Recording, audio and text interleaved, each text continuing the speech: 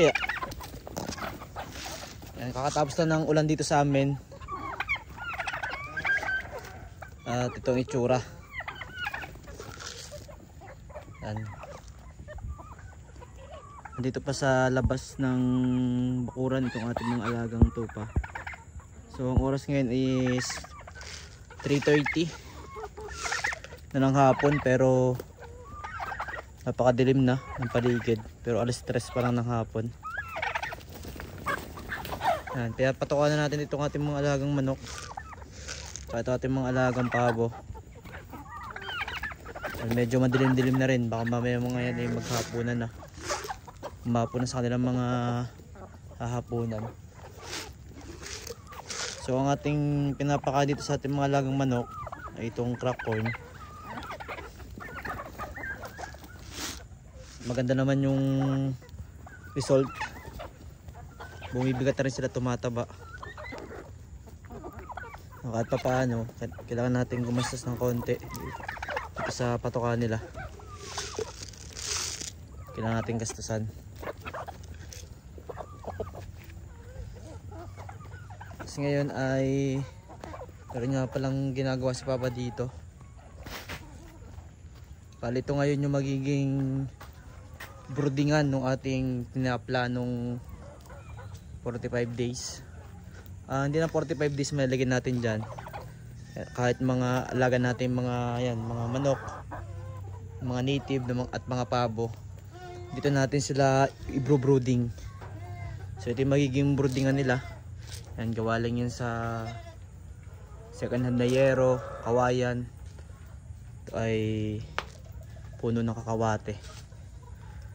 Yan ang itsura ng ating magiging broodingan. At ito ngayon ang itsura dito sa ating kambingan. Medyo maputik lang talaga dahil bagong ulan. Kasi ang ating mga alagang kambing ay nasa labas pa. Ang ating alagang tupa. Ayan. Tapos yung isa pa nating kambing ay andito na sa loob. Yung may anak.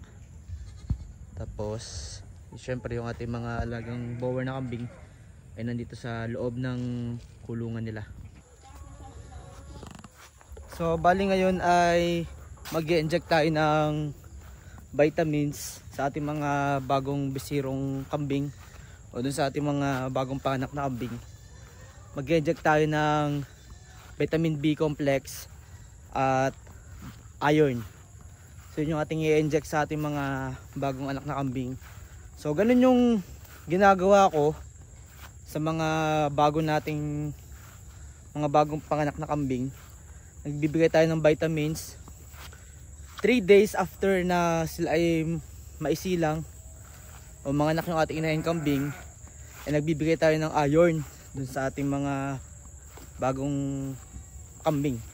At the same time ay dun din sa kanilang inahin, sa ating mga inahin na ng anak. At ganito ang itsura ngayon dito sa amin katapos na ng ulan. At nandito nga yung ating mga alagang mga tupa. Dito sila kumakain. Ano? Yan dun. Nandun yung ating mga alaga. Yun. Tapos andun din kasi yung isa nating kambing na isa nating tupa na bagong panganak. Ma-inject din natin yun. At andun din yung ating mga ilang mga kambing. Punta natin. Kailangan natin mag-inject ng vitamin sa ating mga alaga. So napakahalaga yung vitamin sa ating mga alaga dahil sabi ko nga sa inyo, yung pinaka-crucial part ng pagkapalaki natin ng mga kambing ay nasa first week, first month na kanilang paglaki. So para matulungan natin o para makuha natin yung full potential ng kambing, kailangan natin magbigay ng mga vitamins na makakapag-supplement ng mga minerals and vitamins na kailangan ng ating mga alaga. At the same time ay sa pamamagitan ng pagbibigay ng vitamins ay maiwasan natin na mabansot yung ating mga alaga, magkaroon ng nutrient deficiency. So yun yung iniiwasan natin dahil once na mabansot yung ating mga alaga, syempre malaking kabawasan yun sa atin at possible hindi natin maibenta sa maayos na halaga. So andito yung ating mga alagang mga bagong palabas ngayon. Yan yung ating kambing. Ito yung ating alagang tupa. Pag mga ganitong kakatawasan ng ulan, okay lang naman sila palabasin as long as hindi umuulan. Itong mga tupa walang problema dyan sa mga yan kahit umuulan. Pero itong ating mga kambing, kapag ganito naman na kakatawasan ng ulan, pwede naman natin sila palabasin. Yan o, malusog na yan. So mag-inject tayo ngayon ng B-complex at ng iron. So bali mag-inject na tayo ngayon ng vitamin B complex. So ito yung vitamins na binibigay natin. Itong vitamin B complex. Itong vitamin B complex ng Zoe and Zeo. At syempre itong iron dextra ng Zoe and Zeo Goat Farm. So ito yung binibigay natin vitamins dito sa ating mga maliliit na kambing o dun sa ating mga bagong panganak na kambing. Ito muna ngayon yung ating tuturuan ng vitamins. So itong kambing na ito ay nasa week old pa lang. Kapag tayo ay nag-inject ng mga geto kabata na kambing, sa mahita tayo nag-inject. Pero pwede naman dito sa may leeg. Pero para sa akin, mas madali kapag dito sa mahita. Itong iron ay nasa 1 ml ang iron at saka B complex ay 1 ml lang yung ating ibibigay.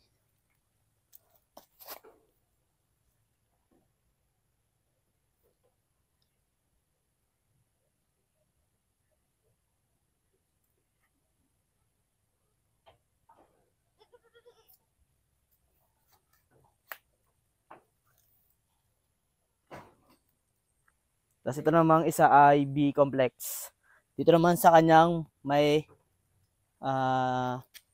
kaliwa na pigi. Angat lang natin, pindot-pindot.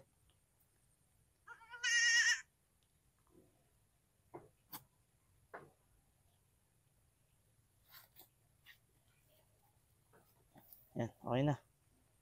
So, itong ating kambing na ito ay padalawang beses natin na nag-inject ng iron at B complex.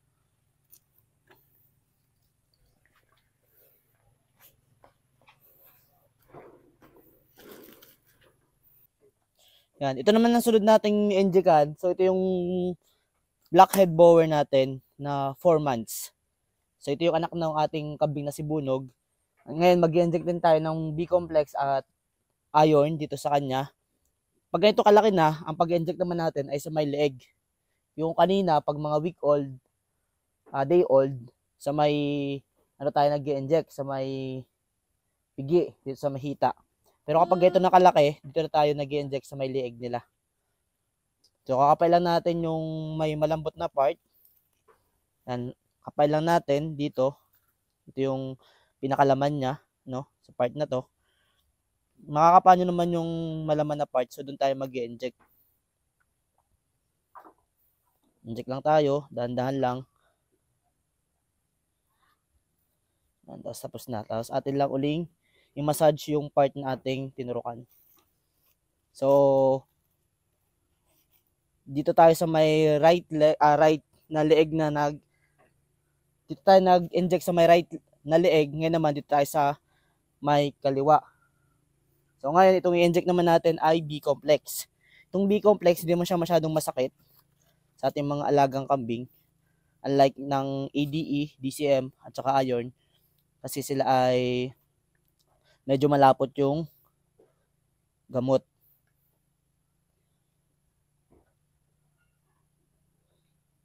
Ganun lang kadali.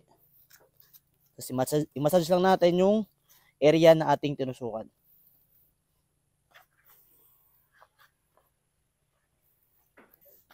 Ito naman yung ating isang bakling. Siya ay nasa 8 days old. Lamang lang siya ng ilang araw dun sa nating turukan na blackhead bower. Napakalaki niya na, no? Mag-inject tayo dito ng iron at saka B complex. Hanapin lang natin yung maliit na part, malambot na part. Malikot.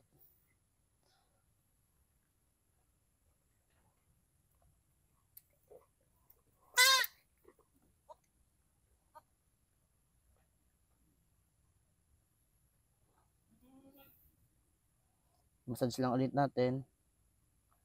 Yan.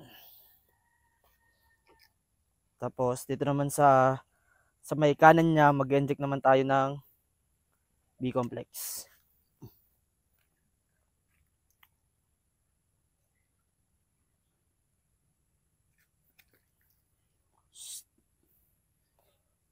Medyo malikot lang tong ating isang bakling na to. Tapos massage lang ulit natin. Yan, it's na.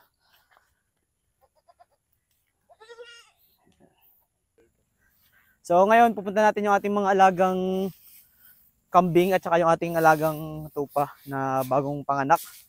At mag-inject din tayo sa kanila. So ito nga palang lugar na ito. Dito lang tayo nagpapaligaw ng ating mga kambing.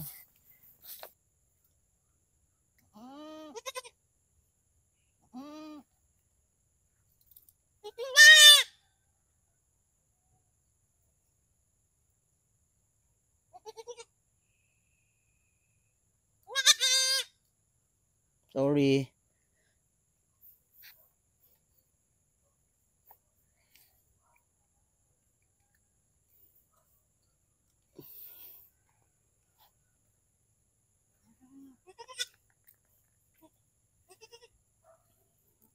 Oops. Oops.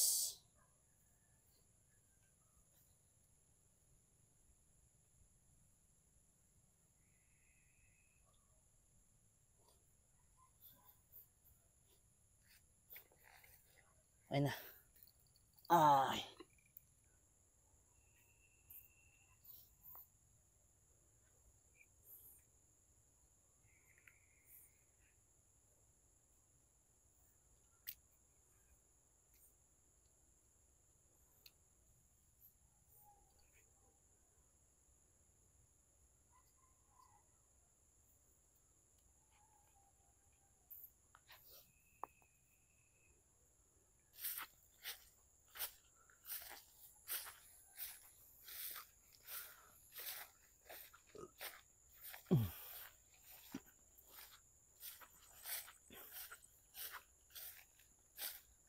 Ito.